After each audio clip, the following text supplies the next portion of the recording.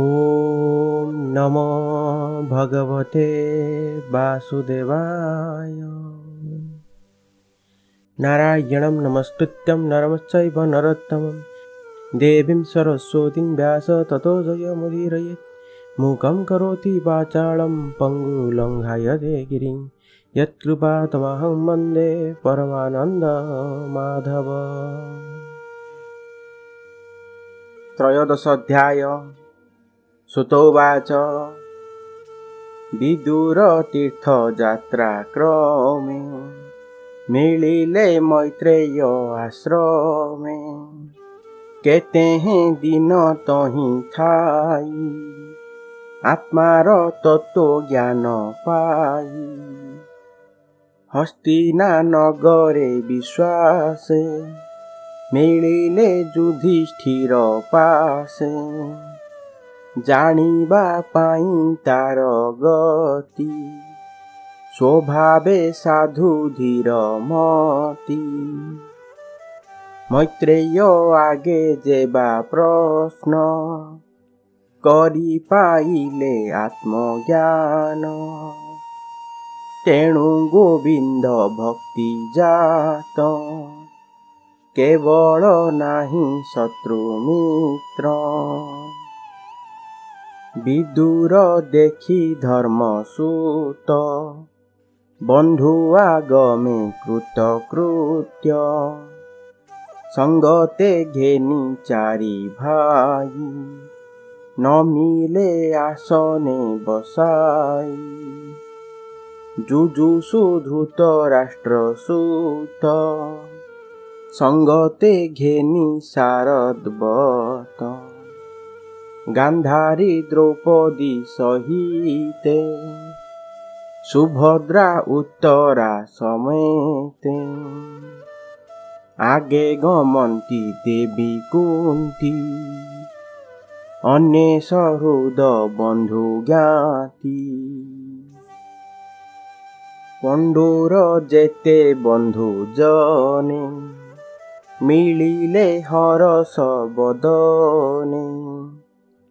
प्राण को पाई तनु जेन्हे पुणी उठई दिव्य ज्ञाने।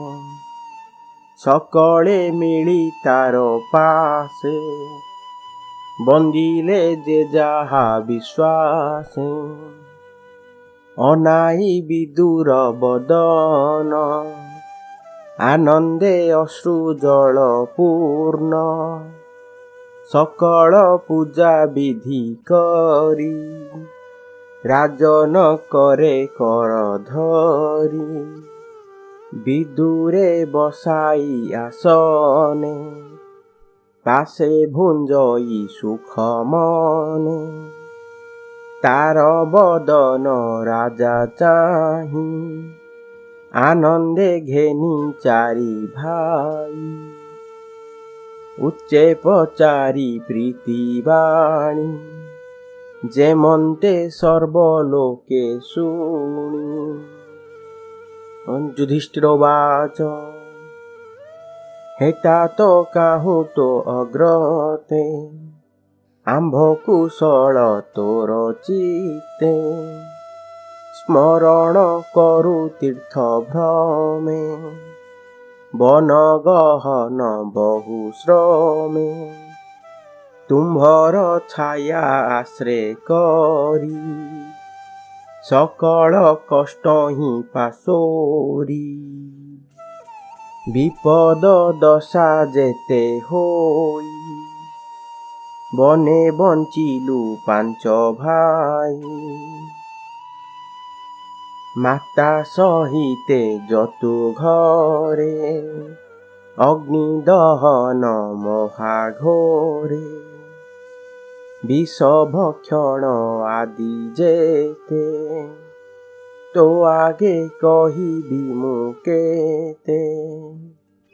अनेक आपद प्रमादु बंचिलु तुम्भर प्रसादु। तु आम्भ स्नेह दूर करी भ्रमण कलु वसुंधरी।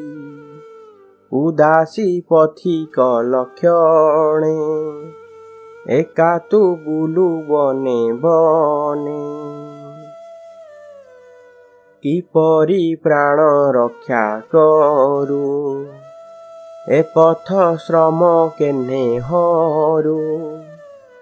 ଭ୍ରମିଲୁ ଅବନି ମଣ୍ଡଳେ ତୀର୍ଥ ଆଶ୍ରମ ପୁଣ୍ୟସ୍ଥଳେ। ତୋହର ପ୍ରାୟେ ସାଧୁ ଯେତେ ପବିତ୍ର ଦେହେ ସର୍ବତୀର୍ଥେ। ଭ୍ରମି କରନ୍ତି ପୁଣ୍ୟତର ଯାହାଙ୍କ ଚିତ୍ତେ ଚକ୍ରଧର। ତୁ ଯେ ସ୍ୱଭାବେ ପୁଣ୍ୟ ଦେହ ପ୍ରସନ୍ନ ଚିତ୍ତେ ତାତ କହ। ଯାଦବ ସଙ୍ଗେ ବନମାଳି ସୁଖେ କିଛନ୍ତି କୁଶସ୍ଥଳୀ। ତାହାର ଭଲେ ଭଲ ମୋର ସେ ହରି ଶରଣ ସୋଦର। ସୁଖେ ଅଛନ୍ତି କି ଯାଦବେ ଭୂତାତ ପଚାରୁ ପ୍ରସ୍ତାବେ। ଏମନ୍ତେ ରାଜା ବାକ୍ୟ ଶୁଣି ବିଦୁର ମନେ ମନେ ଗୁଣି। ସୁହୃଦ ଭାବେ ଭୟ କଲା ଯାଦବ କ୍ଷୟ ନ କହିଲା। ବିଚାରେ କହିବି ମୁଁ ଯେବେ ଜୀବନ ଛାଡ଼ିବେ ପାଣ୍ଡବେ। କେମନ୍ତେ ଦେଖିବି ମୁଁ ଏହା ଏତେ ବିଚାରି କଲା ମାୟା। ନ କହେ ଯଦୁ ବଂଶ ନାଶ ନିର୍ଘାତେ ଛାଡ଼ିଲା ନିଶ୍ୱାସ। ଊର୍ଦ୍ଧ୍ୱବଦନେ ସେ ବିଦୁର କପଟେ କହଇ ମଧୁର। ସର୍ବକୁଶଳ ଯା ପ୍ରସାଦେ କୃଷ୍ଣ ଅଛନ୍ତି ଅପ୍ରମାଦେ। ଏମନ୍ତେ ରାଜା ଆଗେ କହି କେତେହେଁ ଦିନ ପୁରେ ରହି। ଜ୍ୟେଷ୍ଠ ଭ୍ରାତାର ଶ୍ରେୟ ଅର୍ଥେ ସର୍ବଜନଙ୍କ ପ୍ରୀତି ମତେ। ନିତ୍ୟେ ଆନନ୍ଦ ଧର୍ମ ରାଜା ବିଦୁର ପାଦେ କରେ ପୂଜା। ରାତ୍ର ଦିବସ ତାର ସଙ୍ଗେ ଧର୍ମ ନନ୍ଦନ ଅନୁରାଗେ। ଅଶେଷ ତୀର୍ଥଙ୍କ ମହିମା କେ କହି ପାରେ ଗୁଣ ସୀମା। ସର୍ବ କହିଲା ସୁଖ ମନେ ଏବେ ହୋ ଶୁଣ ବିପ୍ରଜନେ। ମାଣ୍ଡବ୍ୟ ଠାରୁ ଶ୍ରାପ ପାଇ ଯମ ବିଦୁର ଦେହ ବହି। ସତେ ବରଷ ଶୂଦ୍ର ଦେହେ ବଞ୍ଚିଲା ବିଷ୍ଣୁ ମାୟା ମୋହେ। ପାପୀଙ୍କ ଦଣ୍ଡେ ଅଧିକାର କରନ୍ତି ଦେବ ଦିନକର। କୁଳ ରକ୍ଷକ ପରୀକ୍ଷିତ ଜାଣି ନିଶ୍ଚିନ୍ତ ଧର୍ମସୂତ। ଏବେ ପାଣ୍ଡବ ପାଞ୍ଚ ଭାଇ ରିପୁ ସଂହାରି ରାଜ୍ୟ ପାଇ। ଗୃହ କରଣେ ଚିତ୍ତ ଜଡ଼ି ବିଷ୍ଣୁର ମାୟା ମୋହେ ପଡ଼ି। ରାଜ୍ୟ କରନ୍ତେ ଧର୍ମସୂତ ମିଳିଲା କାଳ ବିପରୀତ। କେହି ନ ଜାଣେ ଗତି ତାର ସ୍ୱଭାବେ ଅବ୍ୟକ୍ତ ଈଶ୍ୱର। ଧୂମ ପୁରିଲା ଦଶ ଦିଶେ ବିଦୁର ଦେଖି ମହାତ୍ରାସେ।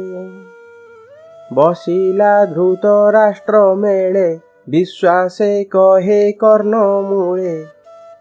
ହେ ଭ୍ରାତ ଶୁଣ ମୋ ଉତ୍ତର ଚଳ ତୁ ବେଗେ ତେଜିପୁର। କାଳ ମିଳିଲା ଭୟଙ୍କର ଦିଶ ଆକାଶ ଅନ୍ଧକାର। ଏଥକୁ ପ୍ରତିକ୍ରିୟା ନାହିଁ ଅବ୍ୟକ୍ତ ରୂପ ଯାର ଦେଇ। ଦ୍ୱାପର ଯୁଗ ଶେଷ ହେଲା ଏ କଳି କାଳ ପ୍ରକାଶିଲା। ଆମ୍ଭର ପ୍ରାଣ ଏ ହରିବ ଏହାକୁ କେବାନି ବାରିବ। ଜନ ସମ୍ପଦ ମହି ତଳେ ସଂହାର କରିବ ଏବଳେ। ଦେବ ଦାନବ ମହାବଳ ବୃଦ୍ଧ ପ୍ରତାପୀ ଯୁବା ବାଳ। ଯାହାର ଦର୍ଶନ ମାତ୍ରେ କଦଳୀ ବନ ଯେହ୍ନେ ବାତେ। ଭये କମ୍ପନ୍ତି ଥରହର କାତରେ ନେତୃ ବହେ ନୀର। ଅନିତ୍ୟ ଏ ମନୁଷ୍ୟ ଦେହି ସାର ଏହାର କିଛି ନାହିଁ। ଏ ଦେହେ ଯେ ମୁକ୍ତ ବନ୍ଧନ ତାହାକୁ ବୋଲି ମହାଜନ। ଦେଖ ତୋହର କର୍ମ ଫଳ ନାସିଲେ ଭାତୃପୁତ୍ର ବଳ। ଆୟୁଷ ତୋର ଶେଷ ହେଲା ମରଣ ନିକଟ ହୋଇଲା। ଅତି ଦୁଃଖିତ ବୃଦ୍ଧ ଦେହେ ତୋର ନିବାସ ପର ଗୃହେ। ବିଶେଷେ ଚକ୍ଷୁହୀନ ତୁହି ବଧିର ବୁଦ୍ଧି ଆର କାହିଁ। ବିଶୀର୍ଣ୍ଣ ଦାନ୍ତ ତୋ ଅଧର କଫେ ଜଡ଼ିତ କଣ୍ଠ ସ୍ୱର। ଅନ୍ତରେ ଅଗ୍ନି ମନ୍ଦ ହୋଇ ଅନ୍ନ ଭୋଜନ ନ ଜିରଇ। ପ୍ରାଣୀ ଜୀବିତ ଆଶା ଯେତେ କେତାକୁ କରିବ ଆୟତ୍ତେ। ଯେଉଁ ଭୀମର ଗଦାଘାତେ ସମର ନସିଲେ ତ ସୁତେ। ତାର ବର୍ଜିତ ପିଣ୍ଡେ ଆଶା ଶ୍ୱାନର ପ୍ରାୟେ ତ ଭରସା। କୁମନ୍ତ୍ରୀ ଜନ ସଙ୍ଗେ ଭାଳି ତୋର କୁମରେ କରେ କଳି। ପଣ୍ଡୁର ପାଞ୍ଚ ପୁତ୍ର ମାରି ସୁଖେ ଭୁଞ୍ଜିବା ରାଜ୍ୟ ସିରି। ଦୁଷ୍ଟଙ୍କ ସଙ୍ଗେ ବିଚାରିଲେ ଭୀମକୁ ବିଷ ଲଡୁ ଦେଲେ। ସେ ଭୀମ କେବେ ହେନ ମଲା ତାହାକୁ ଗୋବିନ୍ଦ ରଖିଲା।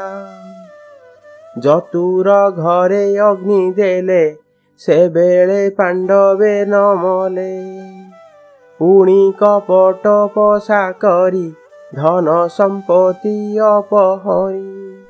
ଦ୍ରୌପଦୀ କେଶ ଧରି ବଳେ ନିର୍ବସ୍ତ୍ର କଲେ ସଭା ତଳେ।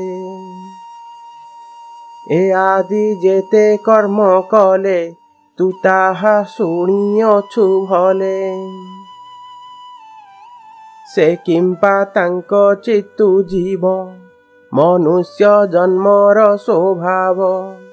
ତାହାଙ୍କ ଦତ୍ତ ପିଣ୍ଡ ଖାଇ ସେବକ ପ୍ରାୟ ଗୃହେ ଥାଇ। ତୋର ବୟସ ଆଉ କାହିଁ ଅତି ପୀଡ଼ିତ ବୃଦ୍ଧ ଦେହି। ଦିନକୁ ଦିନ ତନୁ କ୍ଷଣ ଯେସନେ ପୁରୁଣା ବସନ। ଏ ଦେହେ ବିରକ୍ତ ଯେ ଜନ ସେ ପ୍ରାଣୀ ବିମୁକ୍ତ ବନ୍ଧନ। ଅନିତ୍ୟ ନର କଳେବର ଭିତରେ କିଛି ନାହିଁ ସାର। ଏହା ବିଚାରି ଯୋଗ ବଳେ ହରି ଭକତ ସଙ୍ଗ ମେଳେ। ନିର୍ବେଦ ହୋଇ ଚଳେ ବନ ସେ ପ୍ରାଣୀ ପୁରୁଷ ଉତ୍ତମ। ତୁ ବୁଦ୍ଧ ଜନଙ୍କ ଉତ୍ତମ ଏବେଠୁ ତୁ ଛାଡ଼ ମତି ଭ୍ରମ। ଉତ୍ତର ପଥେ ଚଳ ବେଗେ ପତ୍ନୀ ସಮೇତେ ମୋର ସଙ୍ଗେ। ମୁହିଁ ଉଦାସୀ ପଣେ ବନେ ସେବିଟି ତୋତେ ଅନୁକ୍ଷଣେ। ଦେଖ ଏ କାଳ ଭୟଙ୍କର ଶିରି ହରିବ ପ୍ରାଣୀଙ୍କର। ଏମନ୍ତେ ବିଦୁରର ବାଣୀ ସେ ଅନ୍ଧ ଧୃତ ରାଷ୍ଟ୍ର ଶୁଣି। ତକ୍ଷଣେ ମୋହ ଜଡ଼ ଛାଡ଼ି ବନ ଗମନେ ଚିତ୍ତ ବଢ଼ି। ବିଷ୍ଣୁର ମାୟା କରି ଦୂର ନବରୁ ହୋଇଗଲା ବାହାର। ପତିର ବନବାସ କଥା ଶୁଣି ସାନନ୍ଦେ ପ୍ରତିବତା। ବିଦୁର କାନ୍ଧେ ଦେଇ କର ନଗରୁ ହୋଇଲେ ବାହାର। ମନ ଆନନ୍ଦେ ବେନି ଜନେ ପଶିଲେ ହିମାଳୟ ବନେ। କ୍ଷତ୍ରିୟ ଯେହ୍ନେ ମହାଯୁଦ୍ଧେ ପଶଇ ମନର ସାନନ୍ଦେ। ଏବେ ହୋ ଶୁଣ ମୁନିବରେ ଧର୍ମନନ୍ଦନ ନିଜ ଘରେ। ସନ୍ଧ୍ୟାଦି ନିତ୍ୟ କର୍ମ ସାରି ଅଗ୍ନି ପୂଜନ ଦାନ କରି। ଗୁରୁ ବନ୍ଦନ ପୂଜା ଅର୍ଥେ ଗୃହେ ପଶିଲେ କୃତକୃତ୍ୟେ। ଗୁରୁ ଭୁବନେ ଯାଇ ମିଳି ହସ୍ତରେ ଘେନି ଅର୍ଘ୍ୟସ୍ଥାଳି। ତକ୍ଷଣେ ଦେଖି ଶୂନ୍ୟ ଘର କାତର ମନେ ନୃପବର। ପୁଛିଲେ ସଞ୍ଜୟକୁ ଚାହିଁ ମୋର ଗୁରୁଜନେ ଗଲେ କାହିଁ। କେହି ନ ଶୁଣନ୍ତି ବଚନ ଭୟେ ଚାହାନ୍ତି ଛନ୍ନ ଛନ୍ନ। ପୁଣି ବୋଲନ୍ତି ଜନେ ଚାହିଁ तात ଜନନୀ ଗଲେ କାହିଁ। ବିଦୁର ନାହିଁ ମୋର ପାଶେ तात ଜନନୀ ମନ ଦିଶେ।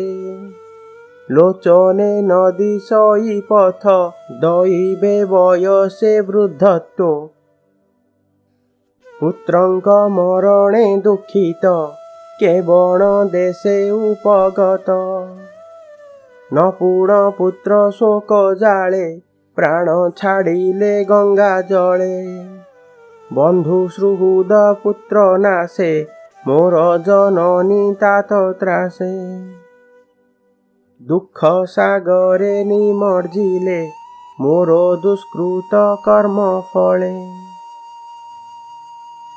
ସୁତୋବାଚ ଧର୍ମନନ୍ଦନ ବାକ୍ୟ ଶୁଣି ସାରଥି ନ କହିଲା ବାଣୀ।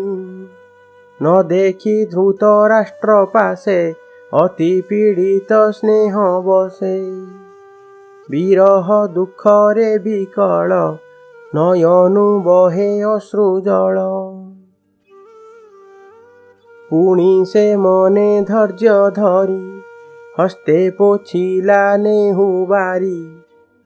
ଧୃତରାଷ୍ଟ୍ରର ଯେ ବିଯୋଗ କହଇ ଯୁଧିଷ୍ଠିର ଆଗ। ସଞ୍ଜୟ ଉବାଚ ଶୁଣ ହେ ନୃପ ଚୂଡ଼ାମଣି ତୋହର ପିୟର ଜନନୀ। ରଜନୀ କାଳେ ଗଲେ କାହିଁ ସର୍ବଥା ନ ଜାଣଇ ମୁହିଁ। ମୋର ଜୀବନ ଦୁଃଖ ଭରେ ମଜ୍ଜିଲା ବୃଜିନ ସାଗରେ। ଏମନ୍ତେ କାହୁଁ ମନ ଖେଦ ଗଗନେ ଶୁଭେ ବୀଣା ନାଦ। ଶୁଣି ଚାହିଁଲି ଅନ୍ତରିକ୍ଷେ ନାରଦ ଦିଶିଲା ପ୍ରତ୍ୟକ୍ଷ। ତୁମ୍ବୁର ଅଛି ତାଙ୍କ ସଙ୍ଗେ ବୀଣା ବିନୋଦ ବାଦ୍ୟ ରଙ୍ଗେ। ନାଦେ ଗୋବିନ୍ଦ ଗୁଣ ଗାଇ ପୁଲକେ ରୋମ ପନ୍ତି ବହି। ଆନନ୍ଦେ ଅଶ୍ରୁ ଜଳ ପୁରେ ମିଳିଲେ ରାଜାର ଛାମୁରେ। ଦେଖି ସମ୍ଭ୍ରମେ ନୃପମଣି ଅନୁଜ ସଙ୍ଗେ ପାଦେ ନମି। ମୁନିଙ୍କି ଆସନେ ବସାଇ ବେନି ଚରଣ করে ଧୋଇ। ଚରଣ ପୂଜି ବିଧି ମତେ କହନ୍ତି ନାରଦ ଅଗ୍ରତେ। ଯୁଧିଷ୍ଠିର ଉବାଚ ଭୋ ବ୍ରହ୍ମ ମୁନି ଶୁଣ ଭଲେ ମୋ तात ମାତ କେଣେ ଗଲେ। ମୋର କରମ ଦୁଃଖ ଶୁଣ ଭୋ ମୁନି ତୁମ୍ଭେ ଭଲେ ଜାଣ। ଚକ୍ଷୁ ବିହୀନେ ଘୋର ବନେ ଜୀବନ ଧରିବେ କେଶନେ। ଗଭୀର ଜଳେ ନାବ ଥୋଇ ନାବିକ ଯେସନେ ପଳାଇ। ତେମନ୍ତେ କରିଗଲେ ମୋତେ ଅଧିକ କହିବି ମୁଁ କେତେ। ଏ ଶୋକ ସାଗର ଅପାର ପାରକ ତୁମ୍ଭେ କର୍ଣ୍ଣଧାର। ରାଜନ ଶୋକ ବାଣୀ ଶୁଣି ମୁନି କହନ୍ତି ଯୋଗବାଣୀ। ନାରଦବାଚ ଭୋର୍ନୃପ ଶୋକ ତୁ ନ କର ଈଶ୍ୱର ମାୟା ଏ ସଂସାର। ପ୍ରାଣୀ ଭିଆଇ ମାୟା ଯୋଗେ ଖେଳଇ ସଂଯୋଗ ବିଯୋଗେ। ଗୋରୁ ନାସିକା ଯେହ୍ନେ ବିନ୍ଧି ଆକର୍ଷି ଚର୍ମ ରଜ୍ଜୁ ବାନ୍ଧି। ସେ ପ୍ରାଣୀ ଯେହ୍ନେ ଭାରା ବହେ ଅନ୍ତରେ ଦୁଃଖ ଖେଦ ସହେ। କ୍ରୀଡ଼ା କନ୍ଦୁକ କ୍ରୀଡ଼ା ରଙ୍ଗେ ଭ୍ରମଇ ସଂଯୋଗେ ବିଯୋଗେ। ଯେ ଦାନ ପଡ଼ଇ ଯେ ମନ୍ତେ କନ୍ଦୁକ ଚଳେ ସେହି ମତେ। ସଂସାର ଈଶ୍ୱରର ଇଚ୍ଛା ହେ ଭବ ପଥ ଗୁରୁ ଦୀକ୍ଷା। ତୁ ରାଜା ତୋତେ ହିଁ ନ ଜାଣୁ ସଂସାର ସତ୍ୟ ପ୍ରାୟ ମଣୁ। ସତ୍ୟ କି ମିଥ୍ୟା ବେନି ପଥେ ଶୋକ ନ କରି ପାରୁ ଚିତ୍ତେ। ଯଦି ତୁ ଜୀବ ସତ୍ୟ ମଣୁ ଦେହ ଅନିତ୍ୟ ପରମାଣୁ। ଅଥବା ବ୍ରହ୍ମ ଭାବ ବହୁ ସ୍ନେହ ଛାଡ଼ିଲେ ଶୋକ କାହୁଁ। ଏଣୁ ଅଜ୍ଞାନ ଜଡ଼ମତି ବ୍ୟାକୁଳ ଛାଡ଼ ହେ ନୃପତି। ତୁ ଯେ ବିଚାରୁ ସ୍ନେହ ଭାବେ ମୋ ବିନେ କେମନ୍ତେ ବଞ୍ଚିବେ। ଏ ଦେହ ପଞ୍ଚଭୂତେ ଜଡ଼ି ଅବିଦ୍ୟା କାଳ କ୍ରମେ ପଡ଼ି। ଆପଣା ଦୁଃଖେ ନିତ୍ୟ ଦୁଃଖୀ ଏ କାହିଁ ପର ପ୍ରାଣ ରଖି। ଉରଗ ଗିଳିଛି ଯାହାକୁ ସେ କାହିଁ ରଖିବ ଆନକୁ।